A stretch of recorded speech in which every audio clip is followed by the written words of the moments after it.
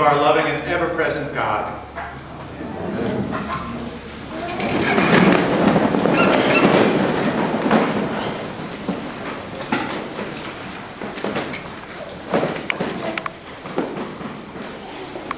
So in the early moments, our Creator God gathered together all of the elements of the miasma and bound them all together and collected them into a small place, and then He touched a spark to it and it exploded, and across the empty void became the universe out of this cataclysm, out of this explosion.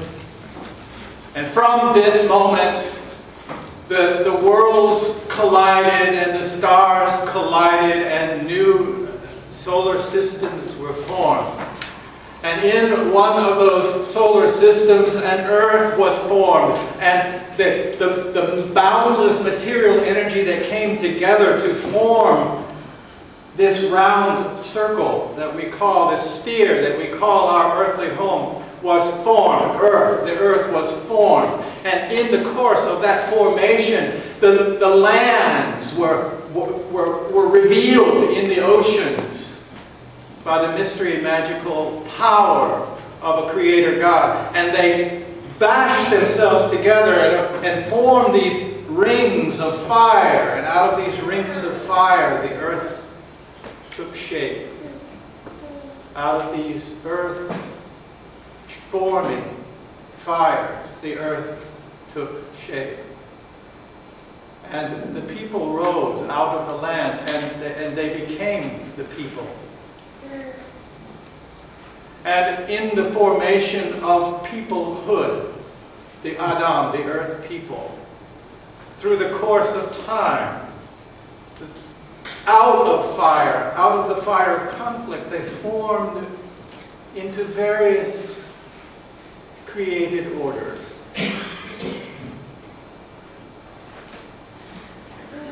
Although it is now clear that no simple development of earliest Christianity was a historical reality, and that no effort to reconstruct such a development of early Christianity is justified. It may be possible to chart the trajectories, the historical explosions of different ancient Christianities.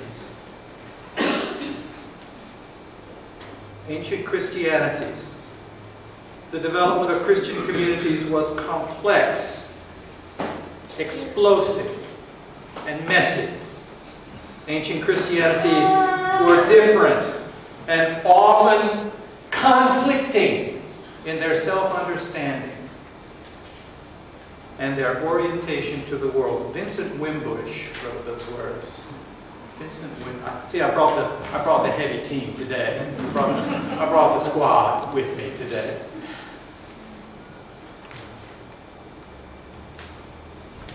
When I look at this congregation and I read these words in our gospel, these powerful words in our gospel, I am reminded that in life, any society that we have together, and I'm using that term in sociological terms, any society that we have is formed uniquely. And that its formation involves work of a kind. Work of a kind. And any society, let's just say for the sake of argument, this society that we have in this room right now, this society which we call the parish community, or the construct, or the family of Holy Trinity. This family was formed. In its history, there were explosions. In its history, there were elements of conflict. This community, when you get a chance, and you may get a chance, I wish you could get a chance to see you the way I see you. I've said this before. I wish that you could see you the way that I see you, because I don't just see the individuals. I do see individuals. I promise you I do see individuals. But when I look at the whole, I see a collective, and as a whole, as a collective, you, plural, have a unique characteristic, a set of characteristics, so that when your next clergy person, whenever that comes, is looking to come and join you, or whenever I was looking to come and join you, there were elements of you that were definable. So that whoever would come to meet you and whoever would come to join you in this wonderful marriage that we call clergy, congregation, joining, whoever would get to know you would know these characteristics or would find these characteristics. Some of these characteristics are hidden. Some of these characteristics are not spoken. Some of these characteristics take discovery. And the way that we discover some of these characteristics, I like to say, and it's not unique to me, it's completely borrowed and it's a cliche. Some of these characteristics are discovered by stepping on the mine, by stepping on the land mine, and having them blow up in my face. That's how that works sometimes. That's the way it works sometimes. What is the relevance of this? What is the relevance of this? This talk about explosions and this talk about conflict. Well, that's what we have here in this scripture, isn't it? Isn't that what we're talking about when we read this scripture?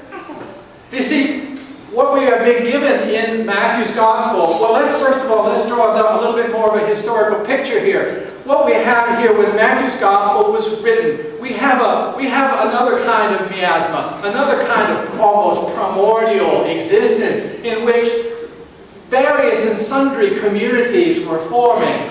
Out of the Greek community were the Epicureans, or the Stoics, or the Cynics. You've heard these things. You've heard these names. The Epicureans were people who said, okay, we're going to loose ourselves from all the bonds of this is my way of speaking. It's probably going to make teachers cringe. But they let go of certain rules of the world or expectations of the world, so that they could be free to live a world of virtue. Virtue, not Epicurean as in, boy, it feels good and we're going to do it. No, that's not what the original Epicureans were about. But they formed together communities. They formed together communities which, well, Epicureans wanted to put together, Epicureans wanted to put together procedures whereby members of the group cared for each other in an almost pastoral manner. Paul knew about this. And when he formed these churches in these various places, he used that. He used that. He brought together the Holy Trinities of Corinth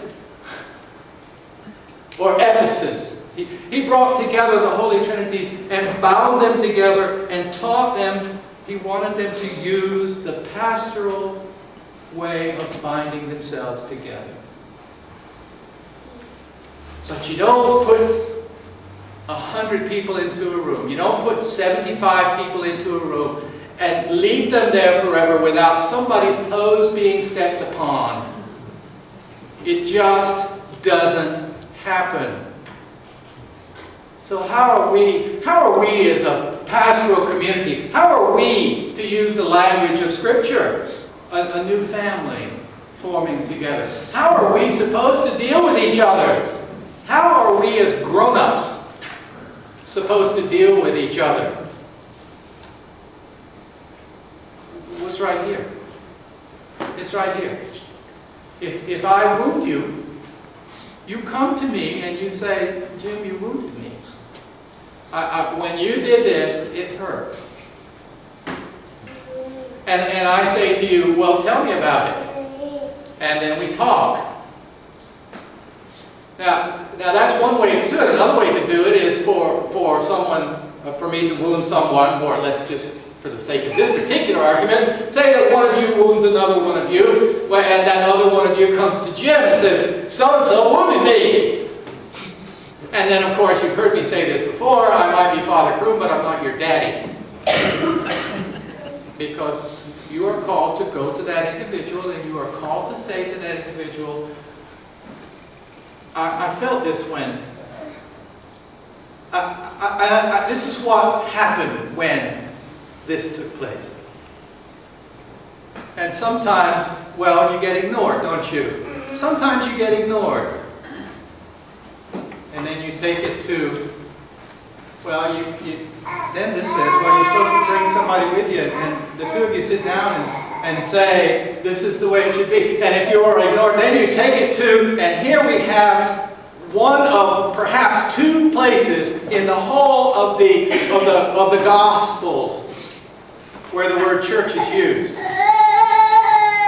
Where the word church is used. You take it to the church. Because out of all that miasma, all these different kinds of organizations, the Epicureans, the Stoics, the Cynics, and the various Christian churches and everything, out of these was being formed two very large, two very, very powerful, God-fearing organizations. One which had to move its understanding away from the temple into the Torah, into the book of God, and the other which took its movement from those directions and out of that temple and out of the Torah into the understanding and moral teachings of the person Jesus Christ. So you had the forming of modern Judaism and you had the formation of Christianity among all the other things that were forming. There was never one Holy Catholic and Apostolic Church, however. Never. Ever. So what happens if you go to the person with someone with witnesses and that person doesn't respond? You take it to the church. So we bring it to you. We bring it to you. Folks, there's a conflict going on. We've got a conflict. And here's the story. Here it is. And we can't get a response. And so this, my brothers and sisters, this describes excommunication. If that individual does not respond, then that individual is excommunicated. Our prayer book, if you look at the back of the Eucharist, all of the Eucharist, you'll get a whole set of rubrics about the Eucharist, and I have the authority, as the leader of this community, I have the authority to say to an individual, your behavior is markedly outside of that which we would find acceptable in a Christian church, therefore I am withholding communion from you. It's right there in black letter in the prayer book. And that's hard. That's hard. You need to know that's hard because we don't want, as Christian people, we don't want to upset anybody. Do we? We don't want to upset anybody. But once in a while, my brothers and sisters, we have to come to a conclusion. We have to come to an understanding that our relationship does not work. That this relationship does not work.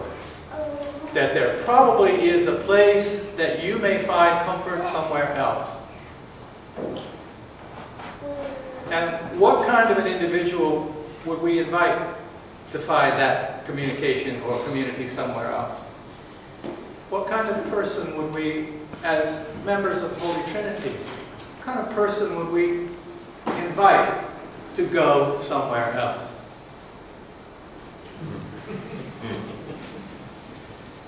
Wow. You didn't get up this morning thinking about that, did you? There are persons in this world who are not comfortable with themselves for any number of reasons. There may be pathological reasons. There may be just simple orneriness.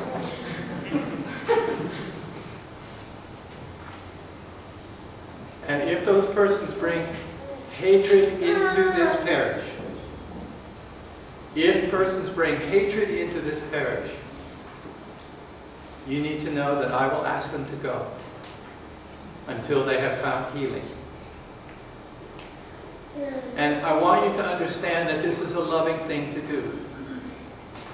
It's a hard thing to do, but it is a loving thing to do. It is a loving thing to tell someone when they hurt you.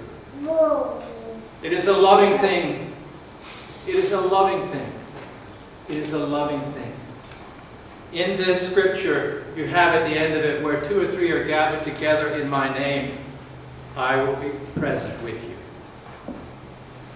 This is the definition of the early church that Matthew saw and Matthew desired.